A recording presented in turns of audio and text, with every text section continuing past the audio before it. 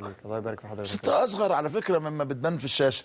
الشاشه بتبان اكبر شويه. ممكن فعلا. التلفزيون حضرتك عارف بيضخم شويه. بس ما شاء الله عليك يعني. احمد مصدق حاسس انه حلم ولا حقيقه؟ بالنسبه لايه يا كابتن؟ الفوز بالبطوله. لا عادي يا كابتن طبيعي. عادي. طبعا طبعا. كنا الاحسن في البطوله يا كابتن، عشان كده كسبنا. كنا افضل من كل الفرق اللي لعبناها، حتى على المستوى الفني وحتى على مستوى الحظ كمان بالنسبه لنا. الفني والحظ. طبعا. كنا متوفقين جدا الحمد لله، فكنا الاقوى فكسبنا الحمد لله. الحظ مطلوب طبعا، اهم شيء. اهم شيء. اهم حاجه. ممكن تبقى مش تلعبوا كويس قوي والتوفيق يبقى بعيد عنكم. بالظبط. وممكن تبقى مش كويس وتكسب، هو ده الاهم يعني. طب يا احمد، انت من بدايه البطوله مع الموضوع، من بدايه البطوله مع القصه، يعني قول لي البدايات كانت توحي بالنهايات دي ان احنا نبقى ابطال افريقيا؟ لا خالص يا كابتن. خالص تماما يعني. يعني البدايات كانت صعبه جدا يا كابتن، ما كانش فيه اي نوع من الاهتمام. يعني بالنسبه ما كانش فيه اهتمام. ما كانش فيه خالص يا كابتن. يعني بالنسبه للمباريات، بالنسبه للمعسكرات، بالنسبه للاماكن اللي كنا بنروحها، كان كل المستوى قليل جدا في ان انت لو انت بتفكر تاخد بطوله كان هيبقى الموضوع صعب يعني. كنت بتزعل انه بتروح تلعبوا مع فرق درجه ثانيه ودرجه ثالثه؟ طبعا كنت بزعل. كنت بتزعل على فكره يا كابتن، ماتشات الفرق الدرجه الثانيه دي قويه جدا. يعني قويه جدا ومفيده جدا، لكن نفسيا مش حلوه. ان انت لو نازل هتلعب مع منتخب، حتى لو منتخب ضعيف، لكن منتخب واستعدادك انت تلعب مثلا منتخب السودان، منتخب الجزائر، منتخب ايا كان اسمه، لكن بيبقى افضل من الماتشات الثانيه يعني. بالنسبه نفسيا للاعيبه. بدايه كده بقول لكم افتكروا احمد رفعت ده بقى، ده هيبقى كابتن منتخب مصر، وهيبقى لعيب مهم جدا، وهيبقى له شخصيه مهمه. بفتكروا بس قولوا ان انا قلت الكلام ده على الهوا. بحب اللعيب كده اللي ليه شخصيه واللي ليه شكل واضح، انه كمان واضح عارف هو رايح فين وجاي منين. تعال نبدا بقى. احمد رفعت بدايته مع الكوره، احكي لي. فيش يا كابتن، انا كنت بلعب في نادي الاهلي وانا عندي برضه وانا عندي 9 سنين او 10 سنين مع كابتن بدر رجب. بعد كده مشيت من النادي وانا عندي 14 سنه. بعد كده رحت كابتن امام كلمني على طول قبل ما امشي، قال لي على فكره في كذا كذا ممكن تمشي من النادي. فلو مشيت يبقى في ام بي وبتاع، وكلموني في الزمالك بس فضلت ام بي. فضلت ام بي. اللي من سنك وسن 14 سنه 15 سنه بيلعب في الاهلي والاهلي بيمشيه، طب يقول لك لا انا عايز اثبت وجودي، اعرفهم بقى من خلال نادي الزمالك. الموضوع ما كانش كده يا كابتن، احنا صغيرين يعني، الدنيا مش متشافه ان انت او مش ما تتخيلش ان انت ممكن مستواك يترفع في لحظه وانت صغير، وممكن تلعب فريق اول يقولوا ده مشي من الاهلي يروح الزمالك. اهم حاجه كنت بفكر فيها اللي هو الاستقرار بالنسبه للمكان اللي انا هروحه. مكان مستقر شويه وهادي ومفيش ضغط ولا جمهور ولا الكلام ده، فعشان تعرف تبني نفسك بعد كده كويس. وفي منتخب والكلام ده كله، فكانت حاجه كويسه يعني. رحت ام بي ضربت وانا 14 سنه مع كابتن فتحي عماشه وكابتن عماد جابر، ناس محترمه جدا ودونا طبعا يعني حاجات كتير جدا، بالذات كابتن عماد شخصيه محترمه جدا وقوي يعني رايه دايما كان في صالحنا ويعنفك ويخليك تبقى راجل. بعد كده منه الكابتن ادم صالح دار وكابتن ايمن رجب، ودي كانت افضل سنه في حياتي كلها. كابتن ادم حاجه محترمه جدا، وكابتن ايمن نفس الكلام بالظبط. طبعا السنه دي رحت منها للمنتخب، يعني انا في المنتخب وانا 15 سنه. اول ما 15 سنه كابتن ربيع خدكم وانتوا صغيرين قوي. صغيرين جدا يا كابتن. ابتدينا بقى مع يعني من ساعه كابتن ادهم دي اول سنه دي كانت المنتخب بقى، كان ابتدى الموضوع يبقى مهم، تدخل على ماتشات رسميه دوليه الكلام ده كله. بس ابتدينا مع المنتخب واشتغلنا كويس والحمد لله يعني ربنا كرمنا في الاخر. طيب كابتن ربيع ليه دور معاكم، فرق غير لكم من شخصيتكم من طريقتكم، او بدل فردي بقيتوا مجموعه، الدور المهم اللي بيلعبوا المدرب؟ كابتن ربيع يا كابتن بالنسبه لنا يعني زي اب، يعني بعكس ان مدير فني وجاي لعيب كوره وعايز منه وظائف معينه. المفروض ان المدربين الفنيين حتى لو اجنبي ملوش دعوه بعلاقاتك بره، ملوش دعوه انت عايش ازاي بره، اهم حاجه ليه انت بتتمرن كويس ومنه لتمرينك هيؤدي ان انت تلعب في مباراه بعد كده، فحسب تمرينك وحسب ادائك في المباريات فنيا بيقيس عليه. لكن كابتن ربيع كان اب لينا وكان دايما يكلمنا لازم تبقى ليك شخصيه، لازم شخصيه اللاعب الدولي بعكس كتير من اللاعب المحلي. فلازم يبقى ليك شخصيه ولازم يبقى ليك وضع معين بتمشي بيه بين الناس، لازم يكون عندك ثقه في نفسك عشان انت لعيب دولي ولاعيب منتخب يعني. فكان دايما يقول لنا كده يعني كابتن ربيع. امتى بعد كينيا في المباراه الاولى تعادل 0-0 هل حسيت ان الدنيا لا صعب، انه التعادل في مصر مفيش جمهور مفيش نشاط نخلص بدري بقى وخلاص؟ لا انا كنت حاسس ان الماتش سهل جدا. اللي هناك ولا اللي هنا؟ الاثنين. انا شفت الفرقه في الماتش الاولاني لما لعبناهم تعادلنا 0-0 بس انا قلت ان هنكسب هناك، كسبنا 3-0 الحمد لله بنتيجه كبيره يعني 3-0 نتيجه كبيره في ارضهم والكلام ده كله وسط جمهورهم. الجمهور كان كتير جدا بالعكس عندنا يا كابتن الموضوع الجمهور ده كابتن يعني انا من اول ما لعبت في المنتخب لحد دلوقتي عمري في حياتي ما حضر لي ماتش جمهور. حاجه بتزعل طبعا 5 سنين او 6 سنين يا ياه. كابتن بتلعب في المنتخب مفيش حد بيجي يتفرج عليك. بس الناس بتشوفنا من خلال التلفزيون في بعض الماتشات، هي البطوله بس وتصفيات بس. لكن بعد كده مفيش جمهور، مفيش حد بيتفرج علينا.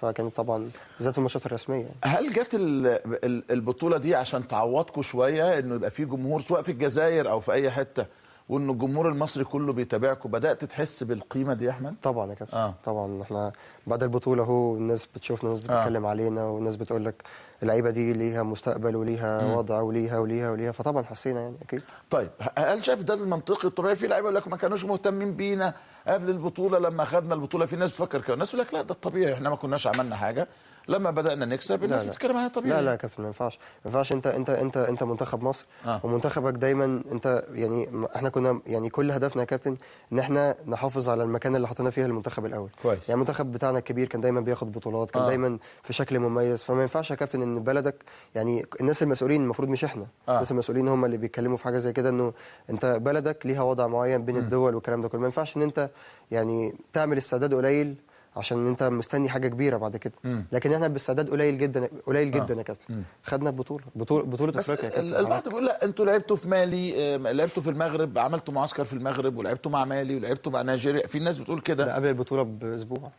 لكن قبل كده ما كانش فيه يا كابتن. احنا كنا بنلعب ماتشات، احنا كنا بنستنى بس يقولوا لنا ان في ماتش. يعني لما كنا بنسمع ان في خبر ماتش دولي او ماتش كنا بنفرح. تصدقوش كنا بنفرح ان هنلعب ماتش دولي مع فرقه ونستعد بقى ونبتدي نلعب. كنا بنلعب ترسانه يا كابتن وبشتيل وفرق يعني عفوا معلش مع احترامي كل الناس، لكن احنا منتخب فرق محترمه. بس انت عايز تلعب منتخبات. منتخب مصر انا عايز العب منتخبات، مش هلاعب انديه، انا منتخب مصر.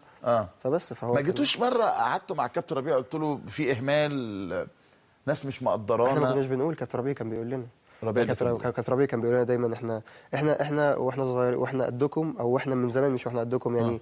ايام ما كنا في المنتخب كنا بنلعب فرق درجه ثانيه، ورحنا كسبنا الجزائر المنتخب الاول بنجومه بالمحترفين بي فكابتن ربيع كان دايما يكلمنا بكده، انتوا بقى القليل لازم توصلوا والكلام ده كله. هو ده اللي كان نفسيا شويه فرق معاكم نفسيا الكابتن ربيع، فرق معاكم دينيا طبعا. طبعا. وفي الكوره بالتاكيد خبره كبيره. حضرتك شفت البطوله وشفت يعني تغييراته وطريقه اللعب وي فاكيد طبعا الراجل واخد البطوله. كانت في حاجه مهمه يا احمد، واقفين على رجليكم يعني. واضح كان عندكم تدريبات فتنس كويسه، واضح انه كان عندكم استعداد بدني وذهني جيد. ذهني يا كابتن اكتر من بدني. ذهني لان كل لعيب فينا كانت دي اهم فرصه بالنسبه له. يعني احنا يا كابتن معلش لو ما كناش حققنا حاجه في البطوله او صعدنا كاس عالم ما كناش هبقى موجود مع حضرتك هنا في البرنامج، وما كانش حد هيبقى موجود، وما كانش هيبقى في اي حاجه، كنا نتنسي. فكان هدفنا في الاول الجماعي ان احنا نوصل كاس عالم.